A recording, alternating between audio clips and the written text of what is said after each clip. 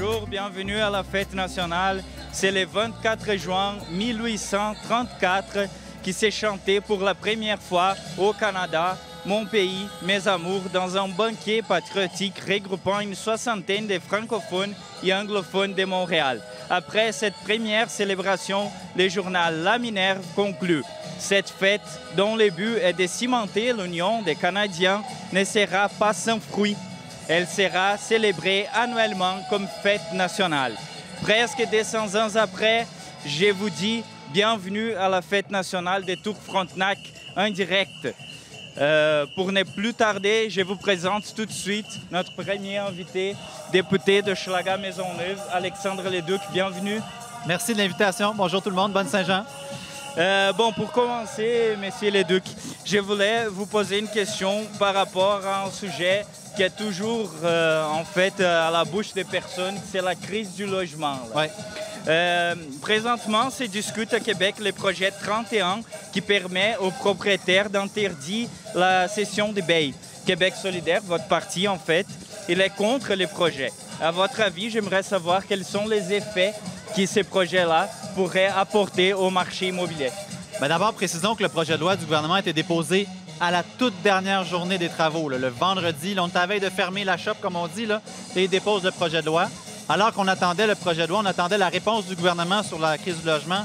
Ça fait des mois, là, en mars, en avril, même en février, il parlait qu'il y avait un projet de loi qui s'en venait. Nous, on se disait, bien OK, ils vont le déposer, ils vont le traiter, ça va pouvoir s'appliquer pour le 1er juillet. Mais assez tôt, on a compris que c'était pas ça du tout, qu'il allait déposer quelque chose à la dernière minute, qui va être traité peut-être cet été, peut-être en septembre. On verra. Fait que c'est pas quelque chose qui est pris au sérieux. Sur le fond, maintenant, le projet de loi 31 comporte des affaires intéressantes. C'est pas tout acheté aux poubelles, là. Mais c'est vrai que la question de la fin des cessations de bail, de céder les bails plutôt, c'est un énorme recul pour les locataires. Parce que c'est un des rares outils qu'un locataire possède pour pouvoir garder des frais de location relativement bas, des loyers relativement bas. Et là, de pouvoir décider que c'est interdit de faire ça ou que c'est rendu très compliqué, c'est un énorme recul. C'est clair qu'on va se battre là-dessus. Moi, dans Hochelaga-Maisonneuve et ici dans le centre-sud, parce que tout le monde le sait, la circonscription arrête à Frontenac. C'est toujours un peu bizarre, mais avec Manon Mancé, on travaille très fort. On a été revoir le comité logement Ville-Marie. Je travaille très fort avec le comité logement Hochelaga-Maisonneuve, évidemment. Puis on fait beaucoup d'interventions sur l'enjeu des rénovictions. C'est très gros. Alors, on va continuer à se battre, c'est certain. OK. Je voulais savoir, est-ce que vous pouvez, pour notre audience, faire un petit portrait là, de la crise du logement ici, dans la circonscription? Il y a différents volets. Hein? Il manque de logements sociaux. Une chance que les taux Frontenac existent d'ailleurs. À long terme, il va falloir s'assurer qu'il y ait de la pérennité aussi dans les taux Frontenac, fait que des investissements, tout ça. Puis nous, on a rencontré mon bureau, la nouvelle direction récemment, pour reprendre contact et s'assurer que les choses vont dans le bon sens. Puis on est tout à fait conscient et confiant que ça va dans le bon sens. Mais il faut du logement social, puis le gouvernement a arrêté d'investir.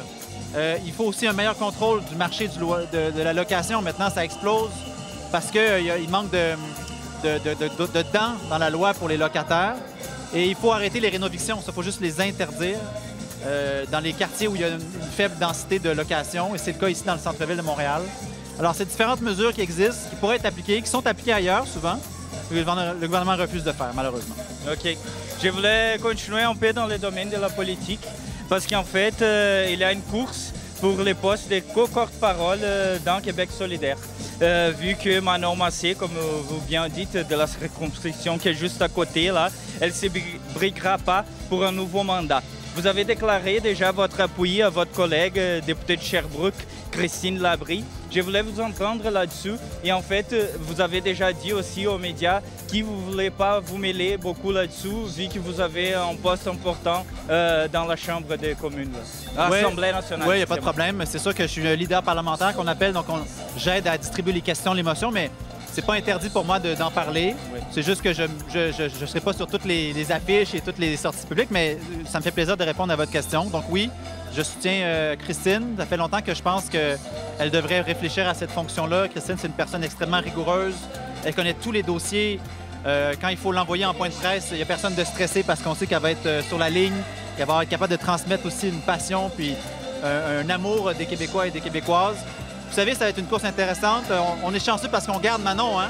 Elle ne disparaît pas, elle reste députée. Elle a dit même qu'elle pensait se représenter en 2026. Donc moi, je suis bien content. C'est ma voisine préférée. Et par contre, voilà, c'est le temps de passer le témoin à la relève.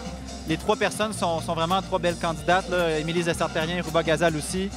Moi, c'est Christine que j'appuie. Ça me fait plaisir de l'encourager. Mais encore une fois, vraiment, les 2 autres, si elles gagnent, ça va être très bien. Là. Tout le monde va être content. Parfait. Mais merci pour la réponse. En fait, maintenant, on va entrer un peu dans le climat de la Saint-Jean. On va profiter de la musique qu'on entend peut-être très bien en ondes. Parce que le thème de la Saint-Jean cette année, c'est entrer dans la danse.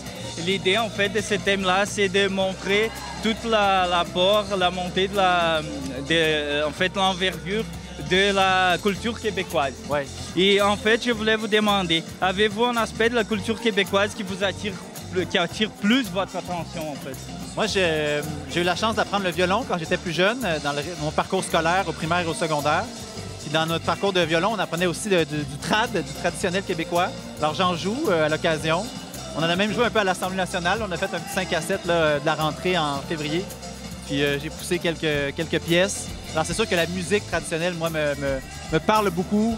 Puis là-dedans, c'est toute la diversité, là, autant le chant que le violon, les cuillères. Puis on rajoute maintenant toutes sortes d'instruments. Hein. Les groupes de musique trad, ils ont des fois des trompettes, de la guitare, de la batterie aussi. C'est très varié. Puis moi, ce que j'aime aussi de la culture québécoise, de la culture trad, c'est qu'il ne faut pas la cimenter puis la laisser figer dans le passé. Il faut qu'elle puisse évoluer. Et il y a plein de groupes maintenant qui essaient de, des fois, mélanger la musique trad avec la musique latine, avec la musique de d'autres origines pour créer des nouveaux mélanges puis faire en sorte que la culture québécoise, bien sûr, elle a une tradition, mais elle a aussi un avenir. Cet avenir-là va continuer à se mélanger. Parce que la musique trad, c'est pas juste la musique française, c'est la musique irlandaise, la musique anglaise. C'est déjà mélangé et ça va continuer à se mélanger dans le futur. C'est bien comme ça. Je dirais que c'est ça la beauté aussi du Québec. Plein d'étrangers, moi-même, vous avez vu par rapport à mon accent du sud du Québec, vraiment du sud, je viens du Brésil. On fait cette culture, je pourrais dire, ensemble. Exact. Pour terminer, Monsieur Leduc, j'aimerais vous demander par rapport au Tour Frontenac où nous sommes présentement, est-ce qu'il y a un moment, une pensée qui revient à votre tête là quand on parle de Tour Frontenac, vu que vous êtes un habitué d'ici? Bien, moi, ce qui vient toujours à l'esprit quand on parle de Tour Frontenac, c'est ça, en fait. Hein? C'est le sens de la communauté. C'est sûr que la Saint-Jean, c'est un des moments forts de la communauté des Tours Frontenac. Vous, à TCF TV, vous êtes un moment fort de la culture aussi des Tours Frontenac. C'est pour ça que quand il y avait eu toute la saga alentour des Tours Berton puis la place Berton, on s'était beaucoup impliqué au bureau pour s'assurer que ça ne se passe pas au détriment des gens du quartier et des gens qui habitent ici. Donc, c'est sûr que la pérennité des Tours Frontenac, moi, c'est un souci que j'ai constamment à l'esprit. C'est pour ça qu'on est allé voir la nouvelle direction pour voir c'est quoi l'avenir. La pérennité de TCF TV aussi.